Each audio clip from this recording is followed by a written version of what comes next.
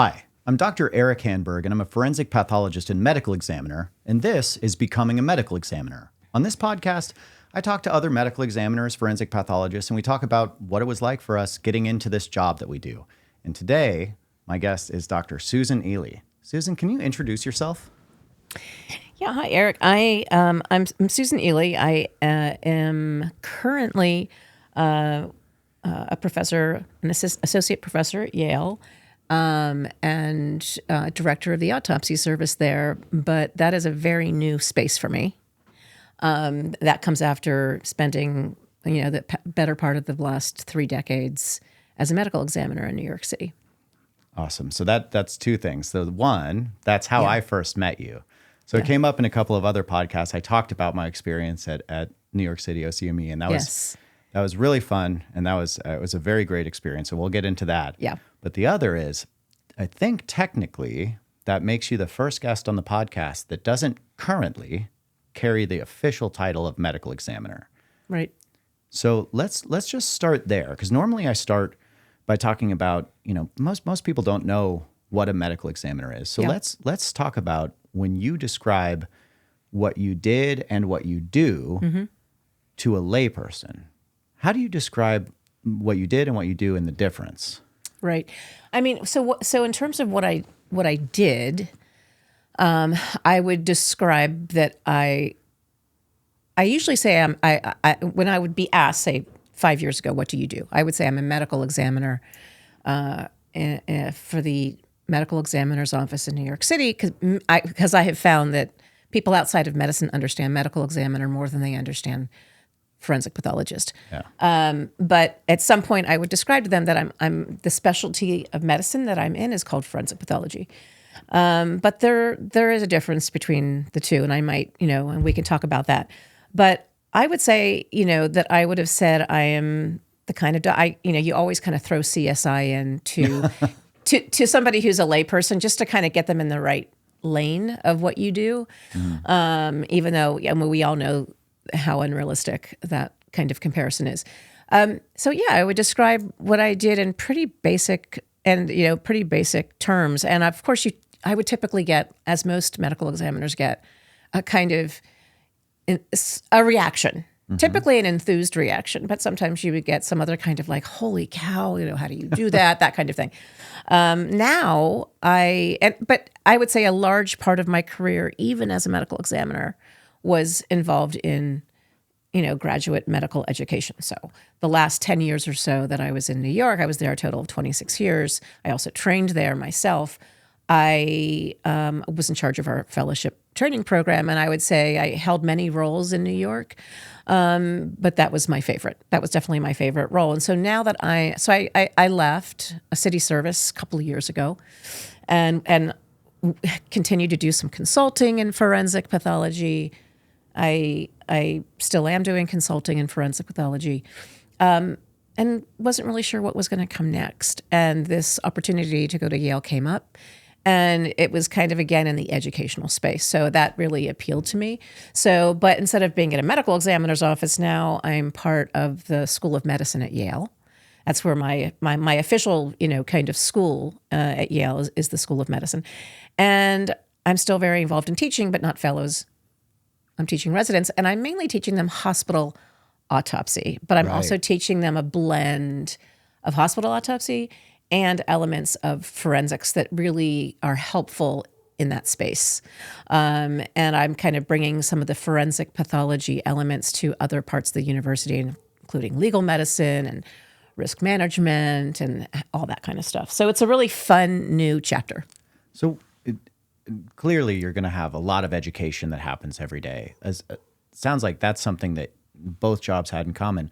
What are the biggest sort of day-to-day differences between the life you had at the OCME versus what you're doing now? Besides everything? Besides everything, sure. Yeah, I mean, I would say, first of all, let me just say I loved every minute of my time as a medical examiner, and there are elements of it that I miss.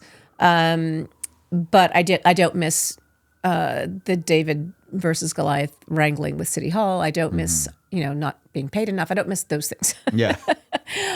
But very different days. I mean, like, as in most medical examiner coroner offices, you come in typically, you have a review of all of the cases, all of the people who died, since, in the last 24 hours since you last looked. And of course, that's completely unknown until you come in. And we have these meetings and we kind of we discuss these deaths, many of which could be homicides, many traumatic, many sudden natural. And then you divide and conquer and can be quite busy. I mean, certainly these days, and in most offices, we had days where the case list was kind of felt insurmountable, depending on how many people were assigned to autopsy that day. And then you also had to supervise the fellows and all of these things, deal with police, deal with families, deal with all of the things that a medical examiner has to deal with. Phone calls, doing the autopsy, then having a meeting at the end of the day to discuss what you found and really kind of come together to kind of synthesize it. My day now also surrounds, autopsy education and performing autopsies, but the residents are the ones on the front lines doing the autopsies. I'm not always assigned to the autopsy service every day, so I have other, kind of administrative duties since I'm directing the autopsy service and teaching duties. So I'm not coming in dealing with a homicide or some time-sensitive public health issue. Typically, I mean, occasionally you might get a meningitis or something that you really have to report, but it's a different pace, and it's a different volume, of course, but it also involves many different moving parts now that I'm really enjoying and kind of, leaning into.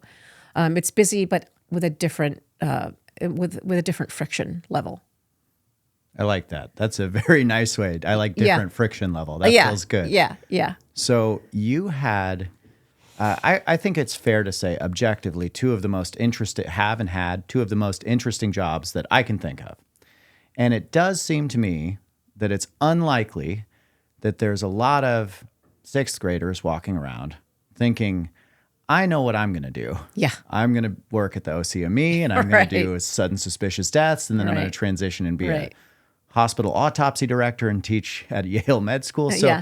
So how exactly does somebody end up there? Let's start.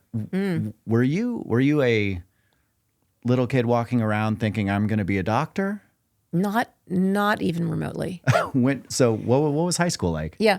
High school was great. I mean, the STEM as a term of art didn't exist as I came up. I'm dating myself. But, I was not the equivalent of a STEM student. Okay. I was definitely much more liberal arts.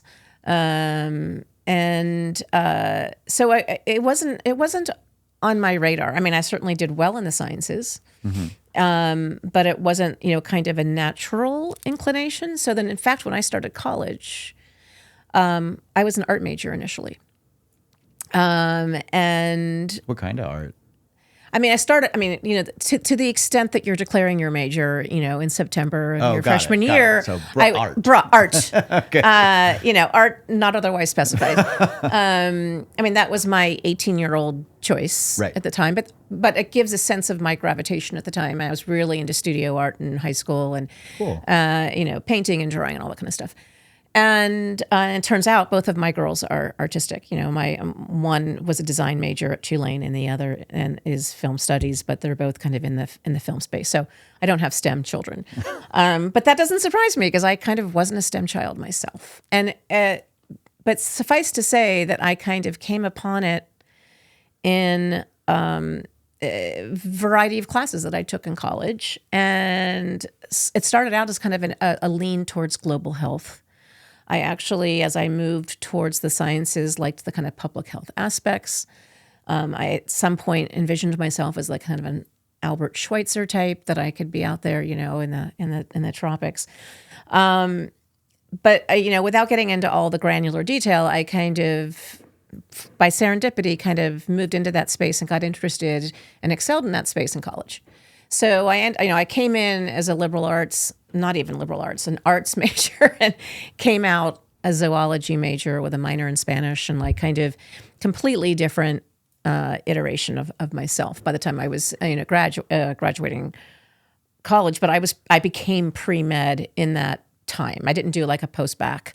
I did a pre-med curriculum ultimately, but I feel like it was a bit of a left brain decision at the time. Hold on.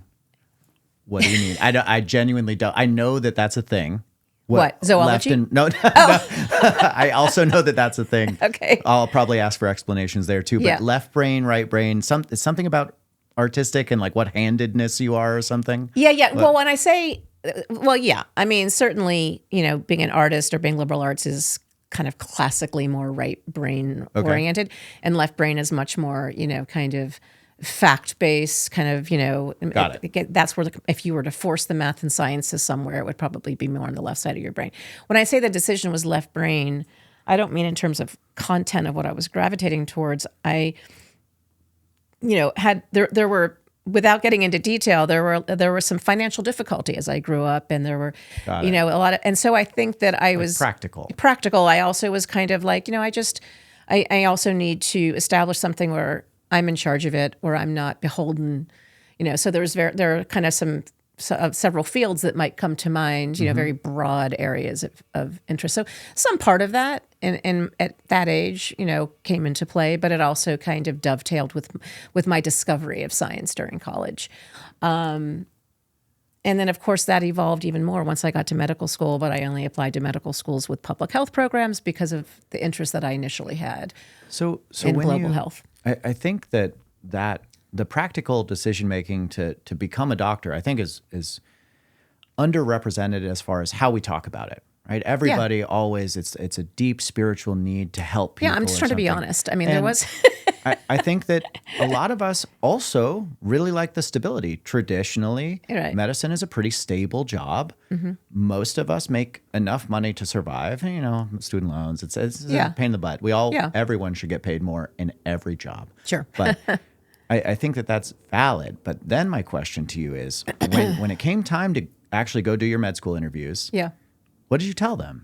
Well, I just to be clear, I wouldn't say that the primary motivation in me going towards medicine was financial, but that is an element that came into play. Stability of a job in general, whether that be there's many jobs that are stable, and medicine's not the only one. I wouldn't say that was the main driving force. I mean, I really did. I ended up getting involved with research during college, and I had a lot of mentors. And I enjoyed the biological sciences. But when I applied to med school, I was very much thinking about global health and these kinds of things. So that obviously came up in the interviews. Honestly, they were so long ago, I can't even remember med school interviews. That's how long ago it was. But yeah, I think that would have been kind of central to, and I'm still very interested in public health. I never ended up doing Albert Schweitzer type of work, doing global health ultimately. But Tulane, which is where I ultimately went, had an MPH-TM program because it used to be an endemic malaria site, over a century ago because it's so tropical. So there is a tropical medicine school in TM, tropical medicine. Yeah. Not transcendental meditation. So that kind of, came into play. And then once I was in medical school, there's so much. I was not a person who, from age 6 wanted to be an orthopedic surgeon, or from age 6 wanted to be, a forensic pathologist. I would say my generation specifically, this is my experience, all of my peers that are roughly in my generation and came up through forensic pathology when I did, the exception being Jim Gill, because I think he knew when he was a fetus that he wanted to be a forensic pathologist. But that many of them, in my experience, came from another specialty. They maybe discovered it along the way because it wasn't in the ethers like it is now. In terms of, it wasn't on the radar in medical school. There were no mentors. There was nothing even being discussed. So I came upon it later in my career after going through other iterations of medicine specialties serendipitously. And I find now that I'm talking to high school students, right, and medical students, and and college students who really know they want to do this, or really have at least an interest in exploring it much earlier than I did, which I think is fantastic. Why do you think that is? I think I think social media, I think pop culture, I think television shows. I mean, all we had was Quincy Emmy. Also good. I like that. Which That is was also oh good. yeah, no shade on Jack Yeah. Klug. I loved. I actually have to watch it again because I remember watching it, but I don't really remember the content, and I really now think I'd get a chuckle out of watching it. Anyway, that's all we had. It certainly wasn't something that really captured my imagination at the time. It was just another TV show. But I think now there's a lot more between podcasts and true crime and all of these. There's so much content today. I grew up with 3 network channels. Like it was a very different time. So I worked with people in New York, medical examiners who were former OBs, who were former surgeons. I know that you went through anesthesiology, but I think that there's so many of the people who are coming up through it now, they're really impressive because they've started at such a young or such an early phase of their lives. So I think it's like I'm really impressed by the time, they get to where I was the equivalent of years ago. They're at a very different stage. So it's kind of telescoped. Yeah. I'm going to correct you only because I don't want to take credit where it's not due. I did Okay. emergency medicine, not anesthesia. I don't know why I said anesthesia. So tough for me. That was one of the things I really wanted to do. My bad. And boy, My I bad. struggled with that. Yeah, I don't know why I said that. Yeah, right. Even better. I do want to talk about, so you did zoology, and it sounds like you were really interested in public health, and you were interested in tropical medicine, at least to whatever extent. Maybe to do with Louisiana. I have no idea. But to me, there had to have been some sort of transition. So now you're in med school, and there had to have been some time where you decided the direction was pathology. When did that happen? That didn't happen in med school. It didn't. Tell me about that. No. I liked too many things in medical school, so I had a really tough time. I had a really tough time when it came down to committing to one specialty. It was like every time you saw a shiny new object, you're like, this is a really nice one. So every rotation, I love peds. Well, I never really adored surgery. I never really, I enjoyed it, but I never pictured myself being a surgeon. And there are other specialties that I wasn't really drawn to. But some of the central ones, I was. So suffice to say that I met my husband in medical school, and we were going to go through the couples match, but he ended up choosing ENT, which was an early match. So we were just trying to make sure that we coordinated in the same city. I ended up applying to psychiatry programs, and so I got into Columbia Psychiatry, and it was a joint child-adult 5-year track, which I subsequently left. I went into it with some ambivalence, and then I did internal medicine for a year, just while I was kind of exploring what I was going to do. I figured that would apply to anything I ended up doing, which it does and did. And during that time, my husband left surgery. He never even made it to ENT. He was just in the trenches at Downstate University in general surgery, getting pretty badly abused. But he left and went to pathology because he was torn between surgery and pathology from the get-go. So I started seeing pathology through his eyes and his experiences. That's what I ended up doing. And then when I did my 1-month rotation that was required of me as a pathology resident down at the medical examiner's office, this whole world opened up to me, and I discovered it, and I met Dr. Hirsch. And once you meet Dr. Hirsch, you just do not avert your gaze. You just, everything about him and all of the staff who was there at the time was just so impressive and so compelling. And I would come home at night and tell my husband about it and say, this is so cool. And but I don't understand. I don't understand why. He's like, why are you fighting this? Why are you're clearly, and I really do think that I've mentioned this in so many other discussions with people. I really was kind of flummoxed by it at the time. But, if you really think about it, looking back, it really does. It's kind of the intersection of psychiatry, general medicine, and pathology. Forensic pathology is. So it kind of combined all of these things that I enjoyed. So I can follow because I know who Oh, I'm Hirsch sorry. is. Oh, right. I just want to clarify that Right. at some point so you were in med school in Tulane, and it sounds like your husband went to do general surgery in New York. Yeah, we And yeah at we that both came to point, New that's York. okay. We were the same class, so we came together. Okay. Yeah. Okay. So you did some transitions, you went through those things, then you saw pathology as being this nice intersection for you. Mm-hmm. What was it like? So you still did general anatomic pathology. Yes. What was it like for you transitioning from an initial interest in public health and tropical medicine into psychiatry, then medicine, and now you're at a microscope looking at histology and measuring cancers? What was that like? Did you enjoy it? Do you still enjoy it? Not nearly to the extent that I hadn't found. I hadn't found the whole package yet. Okay. I would say I enjoyed it, but it wasn't. It wasn't checking all the boxes. And so until I went down to the medical examiner's office, and you mentioned public health. That's the other piece that kind of intersected, I think, in the forensic pathology space. So it wasn't until I went down there, and I think it was also the energy. It was the type of people who were drawn to forensic pathology. It was the conversations.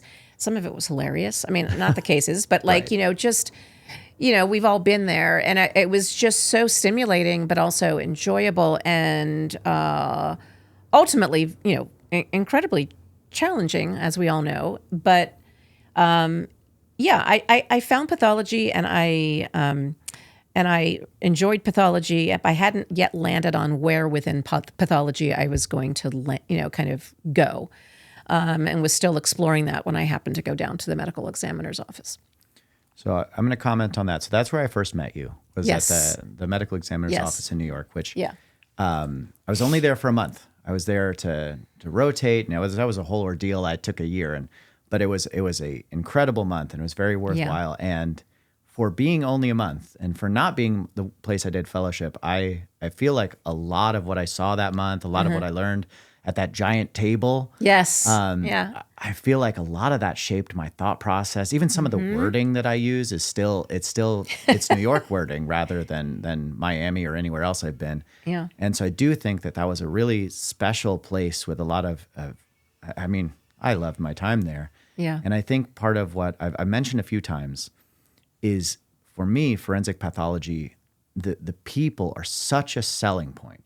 They are. And I don't just mean forensic pathologists, because I would say more so than clinical medicine. It feels like a very big team for every case, because is.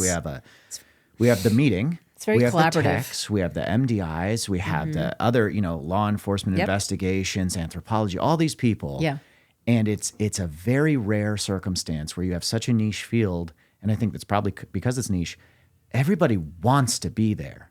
And Everyone's they're very excited interested to be there. Everyone has chosen to be in this very specific niche space. It's such a unique feeling, and it's talking contagious. about work, where people are excited to talk about work and Totally. not complain. I mean, we all complain. We all complain. But when I yeah. bring up stuff, it's often because I know you're going to like what I have to say, because it's interesting, because we Right. both find it interesting. Right. And I think it wasn't my first exposure, but it was one of my most sort of grand exposures, because I mentioned the big table. It's Yeah. I don't know. I don't want to use the wrong words, but it was some sort of conference room in the morning where everyone Yeah. met Yeah. to talk Yeah, the about the triage. day. Yeah. And it really felt like everyone. Was it 30 people? I mean, it was an enormous amount of people. Yeah, all departments represented. Yeah. And that was the meeting. It just felt like we all got together to remind each other how cool our day was about to be. Yes. So I have very positive things to say about it. Well, that's so great to hear. I mean, I remember well when you were there, and I remember that you had such a great time, which is always so great for us to see. I mean, I think you hit on something really important. I do think it's an intensely collaborative field. I mean, I love being part of teams. It's like you don't want to feel, you kind of get lonely, if you're not part of some team. It doesn't have to be huge, but I think it is an inherently multidisciplinary field. Radiology, everything. All these things that come into play. The anthropologists, like as you mentioned, the MDIs, and I really really enjoy that. I think it's very stimulating. It's very kind of, contagious. So I'm going to tell you about a moment that I highly doubt you remember, but I remember. Yeah.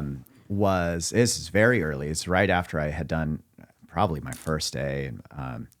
And I guess it was an afternoon meeting when we talked about the cases as well. Mm-hmm. Yeah. We had a 3 p.m. And there's the big table in the middle, and that's where all the MEs sit. And then a lot of the, support people sit around. And I was a resident that was visiting, and I had sat at the side. Yeah. And you said, nope. And you made me sit at the table. And it actually takes quite a bit to intimidate me. But boy, I was like, okay, I'll sit up here. And then I don't remember who it was, but someone was like, you're going first. Must have been Jonathan Hayes. That probably. Sounds right. Yeah.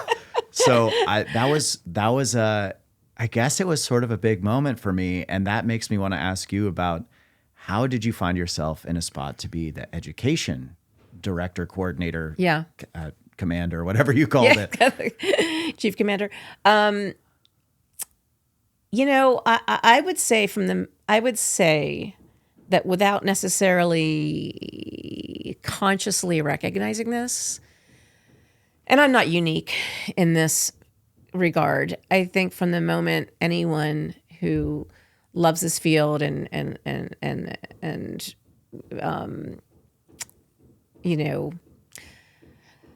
values high integrity and accuracy and, precision of thinking, you can't meet Dr. Hirsch without it kind of immediately having an impact.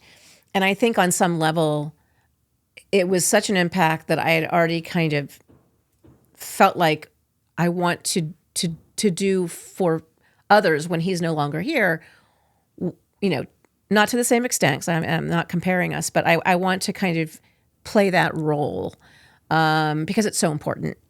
And so I think on some level that was a very formative thing early in my career.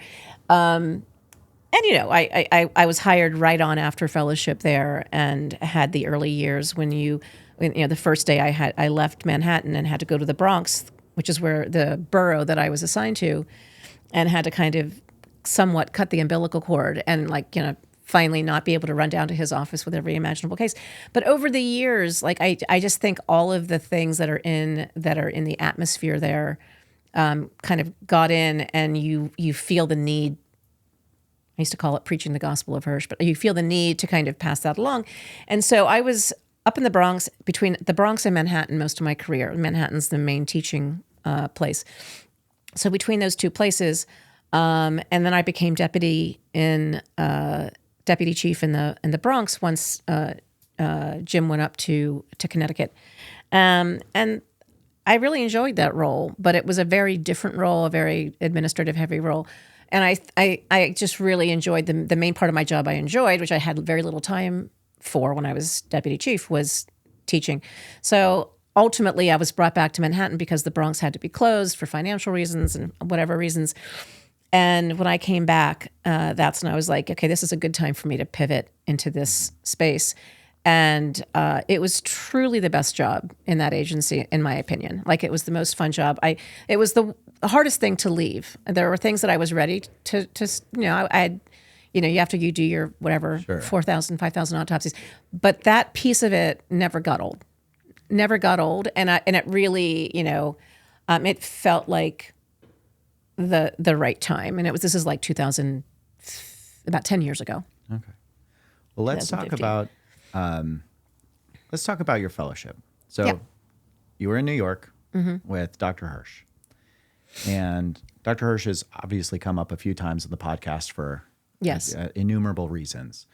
So because I think New York is such a flagship kind of institution, I don't know that I need to ask you granular details about the fellowship per se, but I do want to ask you, and I know this is a big question, so I don't mean for it to be overly philosophical, but Dr. Hirsch meant a lot to a lot of people. He did. And he taught a lot of people and taught a way of thinking about this field that is still not just prevalent, but pervasive. Yeah. I think that's the right word. And kind of timeless, I think. Tell me more about him and what it was that was so inspiring because I never had the chance. Yeah. And what is it that he gave you and your colleagues that meant so much, that continues to mean so much? And, any Hirschisms that you want to share specifically? There's 7 pages of Hirschisms. I know. That's why I said I know it's difficult. So many good ones. I mean, I would just say that as a human being, forget forensic pathology even for this, or forget even medicine, just as a human being, he was, everyone is singular, everyone, right, by definition. But I never had met anyone like him and never have since. He was exquisitely well-spoken. He was so incisive in the way that he would take apart a problem with seemingly with such ease, and then kind of break it down and then come to a very succinct and, beautifully understandable and seemingly obvious explanation in like 2 sentences. He was also just a wonderful person. His integrity was really kind of beyond reproach.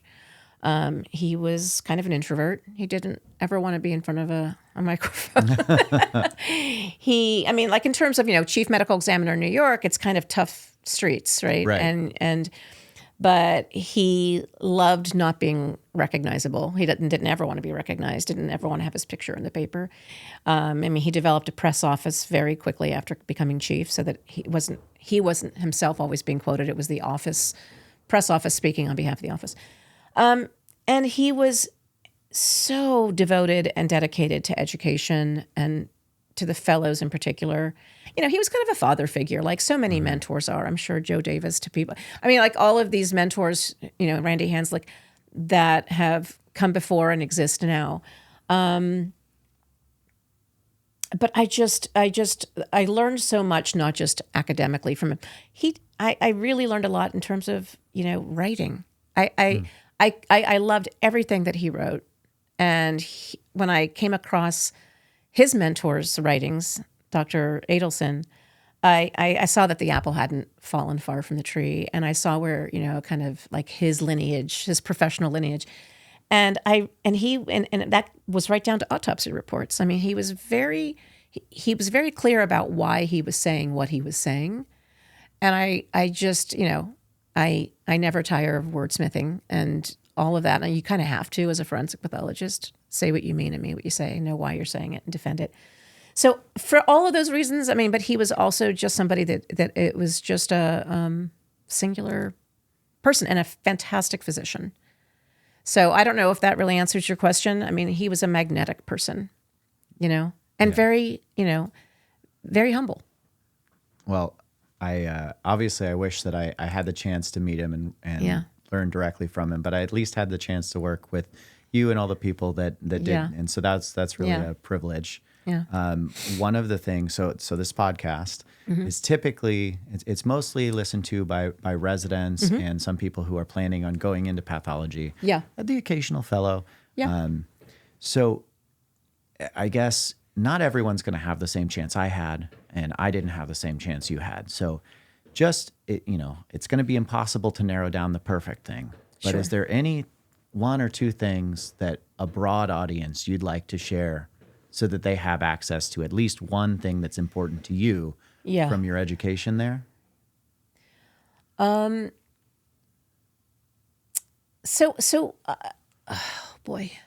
I would say a couple of things. I think it's really important for anyone interested in this, who thinks they're interested in this field, to really find mentors early, whatever that means, and whatever you have access to. In every, there's a medical examiner's office somewhere in some vicinity near everyone, medical examiner, coroner, and to reach out to maybe to people in the field that are on the NAME site and find out where are their opportunities, just to mainly see what medical examiners do. Some of the things I didn't really know going into it was the degree to which I would be testifying in courts. I happen to love that now. Everyone's nervous when they first start. But I hadn't really thought much about that because I hadn't gone to court and observed forensic pathologists testifying. So I would recommend kind of trying to see all the day-to-day things that forensic pathologists do. I mean, in terms of what I learned from this office in particular, I mean, there's so many things, but I do think that Dr. Hirsch was fond of saying that you can't put a price tag on your reputation or your integrity. So, be willing to say, I don't know, be willing to, be immediately willing to admit mistakes. He was always saying, you're never going to get fired for being infallible, but you will for covering it up, for covering up mistakes. Right. So I just think, really exposing yourself as early as you can to the people who actually do this in some way, and using NAME and those kinds of resources to get to those people, because there's so many people doing this, as we all know, would be my advice. The list of things that I learned over the years is I'd have to really think about, the biggest pearl, because there's just so many. Oh yeah, I mean that's fair. I think that's great. I actually think that pretty readily applies to residents and just broadly. Yeah. One of the things that I tell my residents is, and it relates to you have to maintain your integrity. I think that it's not just for lawyers. I think that when you're a trainee, your integrity is don't guess. Don't ever guess to me. I'm fine with if you say I don't know, but I think. Sure. That's fine. Sure. Because if you show me that you're willing to admit that you don't know something and show me you're willing to try and correct it, then I know when I ask you something, if you just give me a straight answer, I don't ever have to question if it's a guess. And I love that. I think that's very good advice. I think it's broadly applicable, not just to what we do. I mean, hopefully you're saying it in your life, truthfully and authentically, but in court, when you're under oath and you, of course, by law must tell the truth. I think that saying I don't know in front of a jury, when it's true, presumably everything you're saying is true, gets you a lot of credibility because you become a human being. You're not, you're not arrogant. You're not, no one knows everything. And sometimes, or just saying you don't understand a question is any limitation. I think the admittance of that, the honesty around that is critical just for our own self-checking, but also for, having credibility with other people, You said that you like consulting. You said that earlier, that you enjoy that. Yeah, I do. Tell me, or let's start with, tell me what consulting is, and then tell me what it is that you like about it. I haven't done it. I admittedly, I have not done a ton of consulting over the years because I was always just way too busy. Right. I would do it here and there. I did it earlier in my career before I had, leadership roles, and I would take cases. Over the past 2 years, and before that, somewhat, I have taken on selective cases. I'm pretty. I wouldn't say I'm picky about what cases, but I really am selective about cases. I'm going to take them based on what I think is something either I'm interested in or that has merit. That's maybe I don't want to be traveling multiple times to California to testify. I mean, there's practical things, but I've taken on cases both in criminal justice areas as well as in kind of civil areas like med mal, and I like working with a team of people who are willing to hear the truth. I like, and the lawyers that I've worked with over the years, be it a criminal defense attorney who's talking to me as part of my job or a prosecutor, I think a good lawyer appreciates hearing the ground truth, even if it doesn't help their case. Right. And I appreciate working with colleagues in law who say, I'll say, I that's a bridge too far. I would not say that. And I don't think you have a strong case, or this is what I can say and this is what I can't say. And I appreciate if I'm working with somebody who accepts that and wants that, that's the kind of case I want. But I do like the unraveling and kind of I don't mind looking at testimony of other people. I don't mind. I kind of like looking back on cases and weighing in a very specific space. I didn't do the case, but bringing to the table what I can. I just enjoy that. I enjoy testifying. I don't like depositions. I'm not going to lie. Well, let's try. But testifying in a court of law, I that's fine. Yeah. Let's draw a specific difference. So when you work at a medical examiner's office, you will get called to testify in the cases that you participated in. Right. Whereas with That's part of your job. consulting, this is somebody finds you and says, I have a case with which you're not involved. I'm attempting to involve you for your expertise. After the fact. After the fact. Yeah. Okay. I just want to make sure. And you get paid and you charge by the hour and whereas in a medical examiner's office, I think in most medical examiners' offices, it's incumbent upon you to testify when you're called to testify by the authorities, the prosecutor, the attorney's office, whatever the case may be, to testify on the cases that you've autopsied. That's part of your job, and you don't get paid extra. Unless maybe you're being called back after you've left the job. But I'm talking about as part of your current job, at least in New York, I'll just speak for New York, you're not getting paid anything extra. And they do work within your schedule. You're not being called in at 3:00 in the morning, but it is part of the expected segment of your job to come in and testify. So you have, I'm starting to lose track counting your hats here. So you were various levels of supervisory capacity in various boroughs in New York. Mainly Manhattan and the Bronx, Mainly Manhattan and Bronx. And you also had been the education commander-in-chief for some portion. And we're doing consultative work.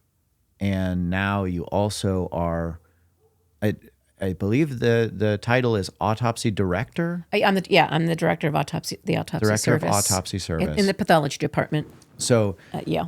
At this point, I think it's fair to say we have a lot of experience teaching, have a lot of experience doing casework, and so you've been exposed to an enormous amount of medicine, and we have a really unique viewpoint on medicine compared to most, right? Yeah. And I would say you, especially having done psychiatry and internal medicine, and with your husband having done surgery and pathology for a brief time. I didn't do a full residency, just to be clear. Fair enough.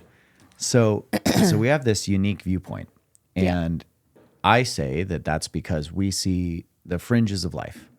It's something that is in medicine in general, we see fringes. And I think in forensic pathology in particular, and certainly with hospital autopsies, we see these fringes. And one of the questions I get asked a lot is, isn't it sad? How does that affect you? Yeah. And, I've given my answer before, but I'm going to ask the question to you. Yeah. Do you find that it makes you sad? Has it changed the way you think about life? Yeah. I mean, I think that question always has a complex answer. I would say if I had to answer, what percentage of yes or no it would be, I would say no. I'm not. It doesn't make me sad. It doesn't mean I'm inoculated against death or people suffering. It just means that that what I feel I'm personally getting out of this work and what I'm able to give back, and all of the benefits of those things outweigh it being a downer. It's an important job for all these people to be doing. I also feel like you do silo it off. I mean, I think people. I mean, I think there are times. The times that I have gotten, and this isn't about being depressed or being low. It's more the times that you're really affected and kind of get choked up as a medical examiner have largely been in my conversations with families. And the more, as human nature would dictate, the more kind of, the more I relate to the person, the more you might respond just viscerally. For instance, if my sister was 40 years old at the time and I'm talking to a family member who just suddenly lost her 40-year-old sister who lives in California and was perfectly healthy, you're kind of subconsciously relating to that, over-relating to that. Or if you're a parent, and you're talking to another parent of a college kid. I mean, that has happened on so many occasions for me. And you're realizing that they're dealing with unimaginable trauma. And so I think, and you're hearing about them and it's more personal and you're outside of the autopsy room, which is a very clinical space. It's a very scientific space. It has to be in order for us to do our jobs well. So, but I don't, mean, I think you kind of get a little inoculated because, by necessity to like leaning into the horror of it, even though you're fully aware of it, some of the things that we see. I do think it's an occupational hazard that you do, in a good way. Maybe it's not a hazard. It's an occupational benefit, maybe I should say, that you do. There are things that when I'm a pedestrian in New York, I'm super careful. Like, just because of all the things that I've seen, and I talk to my kids about, fentanyl. And I know that there's a lot of things out there that I would feel remiss not to bring up. And I do think about those things, but I don't fear death like more than the average person. I feel like that's just not a thing. And I don't feel like it never felt like it was a bummer to go to work. There are times when you are dealing with really tough cases that really affect you, and they affect you in the moment. And, but I wouldn't say the majority of the time I'm haunted. Okay. You know what I mean? I think that that's developed over time. But I do feel like I have much more compassion and understanding of the iterations of grief. Occasionally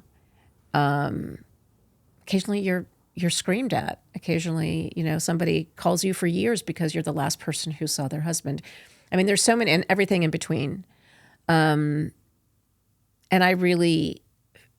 you have to learn early on in your career that it's not about you. Like, you just have to kind of be a receptacle to that. And I think that does a lot of good for people, for you just to kind of be in a space where you're listening. But those are tough conversations. Yeah. So do you talk to families of decedents pretty often? I mean, certainly, I still do. I mean, when I'm on autopsy service at Yale, because we still reach out to families as part of medical examiner work, like every day, right? I mean, every day, nearly every case. There actually, over the years, a policy was actually put in place in New York that you had to call the families. Oh, interesting. All families? But then we got some forensic pathology coordinators who are able to assist with those calls. But I didn't really adhere to. I'm not a fan of like the tyranny of routine. Just do it because it's a policy. Some families, and Dr. Hirsch has written about this. Some families don't want anybody to reach out to them yet. I mean, I try to really respect people's needs. If they expect a call back, I'm going to call. Or if I know there's somebody waiting. I mean, to make a grieving person wait, to me, is a terrible thing. Like, it's very time sensitive. But not everybody wants to have that conversation yet. Yeah. They might want to wait a year. So I think, yes, the answer to your question is yes, all the time. And then, of course, you're also talking with all the other people. You're on the phone a lot, right? I mean, that. I mean, you're on the phone a lot with attorneys, with other doctors, with police. And sometimes the conversations are not fun. Yeah. Yeah. I would say it's pretty rare that they're fun.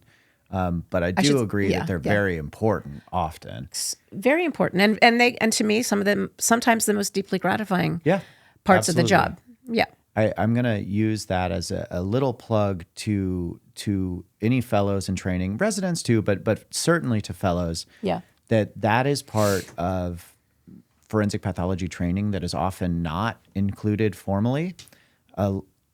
You're missing out on a chance to see people who've done these phone calls hundreds, thousands of times. Yes. And I'm not saying that you need to take my style. I don't think they need to take your style, but I do think seeing a few different styles of how to interact with people. Finding their style, yeah. Finding ways. There are, like I said, there are certain phrases, certain words, certain ways of describing things I took from New York, from my month there. Yeah. There are certain things I learned from Miami, and just listening to the way people interact, I think, is really useful. And I've gotten a lot. I mean, I don't want to call them cheat codes, but sometimes I struggle to find a way to describe it. And my friend Travis Johnson did a great job, and so now I just use his way. Yes. And slowly it becomes my way, and then I take credit for it. So it's you make it your way. Yeah. So I think it's a worthwhile thing. So it's my little chance to plug for. I totally fellows agree to spend with you, some though. time.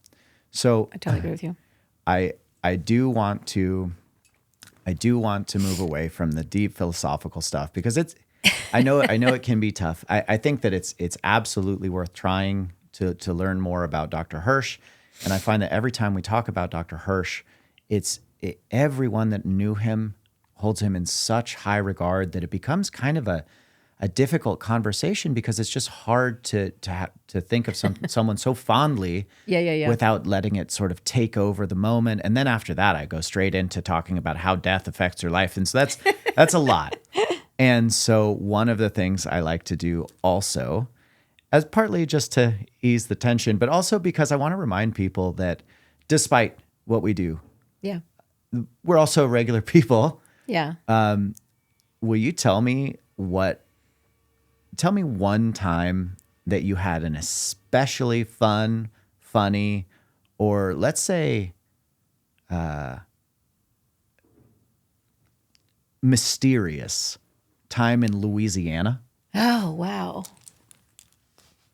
Too numerous to count, right? Yeah. Well, I would never have included mysterious if it wasn't for that I know just enough about Louisiana to say I know there's some weird stuff going on down there. Yeah. So many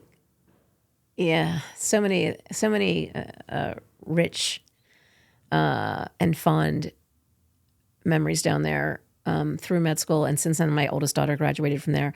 Oh, that's right. You said she went to Louisiana as well. Went to undergrad there and met my husband there, got married there. The last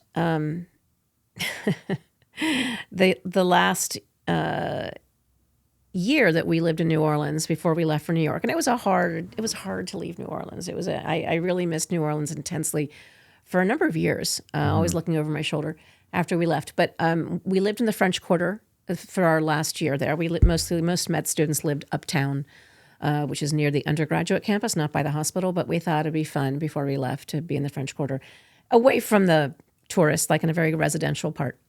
But there's a lot of, kind of quarter rats and characters. That's people who are like...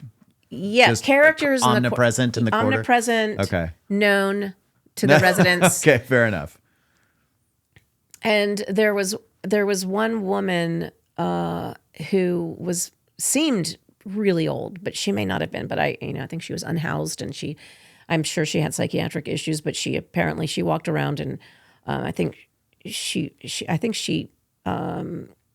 that she was a kind of a exiled princess, and then she also sometimes was Marie Laveau, who was the famous voodoo kind of witch of New Orleans. Anyway, all this New Orleans. So she was these different characters, and she usually was wearing some crazy outfit. And we would run into her all the time and have some really interesting conversations with her.